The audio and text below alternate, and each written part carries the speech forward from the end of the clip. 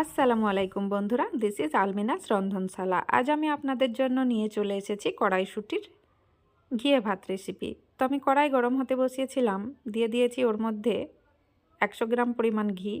ঘি গরম হলেই আমি 4টে বড় আকারের পেঁয়াজ স্লাইস করে কেটে ভেজে নিয়েছি। ওই একই কড়াইতেই আমি দিয়ে দেব ক্যাপসিকাম কুচি। তো ক্যাপসিকাম কুচিগুলিকেও আমি ভালোভাবে চাকা চাকা করে কেটে নিয়ে ভেজে নিলাম। এবার আমি দিয়ে দেব গাজর কুচি। তো গাজরগুলোকেও আমি কিউব করে কেটে নিয়েছি, এগুলোকেও আমি সুন্দরভাবে ফ্রাই করে নেব যাতে করে আমার সিদ্ধ হয়ে যায়। তো আমি অন্যদিকে নিয়ে নিয়েছি 200 গ্রাম চিকেন, যেটাতে আমি কিছুটা ভিনিগার মিশিয়ে 20 মিনিট মতো রেখে দেব। ওই একই তেলে ডুমো ডুমো করে কেটে রাখা পেঁয়াজগুলোকে আমি ভালোভাবে ফ্রাই করে নেব।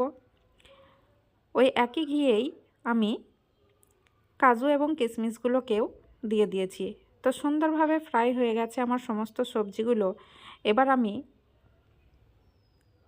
সেম ওই কড়াইয়েই মাংসের কুচিগুলোকে দিয়ে কিছুটা লবণ এবং ব্ল্যাক পেপার গুঁড়ি মিশিয়ে ফ্রাই করে উঠিয়ে নেব। তো আমার কিন্তু মাংসটা প্রায় হয়ে এসছে, এবার আমি এগুলোকে উঠিয়ে নেব। অন্যদিকে একটি হাঁড়িতে আমি নিয়ে নিয়েছি জল, দিয়ে দিয়েছি 4টে এলাচ, 3টে লবঙ্গ, দারুচিনি, তেজপাতা, লবণ, সাদা তেল এবং 250 গ্রাম পরিমাণ কড়াইশুঁটি। তো এগুলিকে দিয়ে আমি এবার জল গরম হতে বসাবো। জল গরম হয়ে গেলেই আমার ভিজিয়ে রাখা দেরাদুন রাইসটা আমি গরম জলে দিয়ে দেব। ভাত হয়ে এলে আমি ভাতটিকে অন্য একটি বড় বাউলে নামিয়ে নেব। তো আমি এখানে চালটি অ্যাড করে দিয়েছি এবং আমার ভাত হয়েও গেছে। এটা আমি অন্য একটি বড় বাউলে নিয়ে নিয়েছি। পুনরায় আমি কড়াইতে দিয়ে দিলাম 100 গ্রাম পরিমাণ ঘি। তো ঘিটা গরম হলেই আমি এর মধ্যে রাইসগুলোকে দিয়ে দেব। রাইসটা দিয়ে আমি খুবই হালকা হিটে কিছুক্ষণ ফ্রাই করে নেব। তো কিছুটা ফ্রাই হয়ে এলেই আমি অ্যাড করে দেব আমার ভেজে রাখা সমস্ত সবজিগুলোকে। তো আমি এখানে এক এক করে দিয়ে দিলাম ক্যাপসিকাম, এরপর আমি অ্যাড করে দিলাম গাজর, এরপর অ্যাড করে দেব আলু, এরপর অ্যাড করে দেব চিকেন।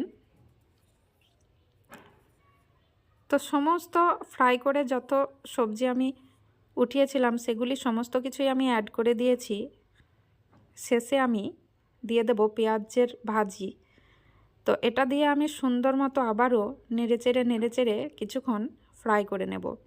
তো সমস্ত সবজি ভাতের সঙ্গে মিক্সড হয়ে গেলেই আমি সামান্য কিছুক্ষণ আঁচে রেখে নামিয়ে নেব এই কড়াইশুঁটির ঘিয়ে ভাত রেসিপি। তো আমি কিন্তু অ্যাড করব সামান্য পরিমাণ সুগার পাউডার। তো আপনাদের কাছে যদি সুগার পাউডার না থাকে আপনারা সুগার ইউজ করতে পারেন। সেক্ষেত্রে সুগারের দানাটা ছোট হতে হবে যাতে অল্প আঁচেই ভাতের সঙ্গে মিশে যায়। তাই আমি এখানে সুগার পাউডার দিয়ে দিয়েছি। এবার আমি অ্যাড করে দেবো 1 টেবিল স্পুন পরিমাণ ব্ল্যাক পেপার। তো ব্ল্যাক পেপারটি সুন্দরভাবে ভাতের সঙ্গে আমি নেড়েচেড়ে মিশিয়ে নেব। তো আমার এখন রেডি হয়ে গেছে এই কড়াইশুঁটির ঘিয়ে ভাত রেসিপি।